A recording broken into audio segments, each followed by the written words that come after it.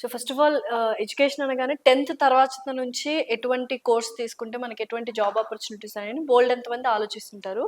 10th తర్వాత inter ఎంత crucial? According to my experience, so many students, I done the research on the students, so many students. From that, I'm explaining about those things. ఇప్పుడు దాకా ఒక 40,000 above students చెప్పుంటారు. అయితే ఇక్కడ మెయిన్గా maths subject ఎందుకు తీసుకోవాలి, ఎంపీసీలోనే ఎక్కువ ఆప్ చేసుకుంటున్నారు అందరూ కూడా. మ్యాథ్స్, ఫిజిక్స్, కెమిస్ట్రీ ఎక్కువగా ఉంటుంది. అయితే బేసిక్ మ్యాథమెటిక్స్ మీద కాన్సన్ట్రేట్ చేయట్లేదు.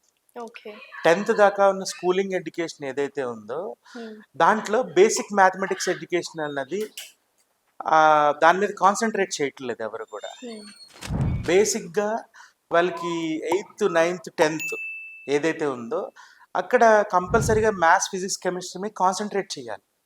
అక్కడేం కాన్సన్ట్రేట్ చేయకుండా అక్కడ మామూలుగా ఏదో ఇంపార్టెంట్ క్వశ్చన్ చదువుకుని వచ్చేస్తున్నారు.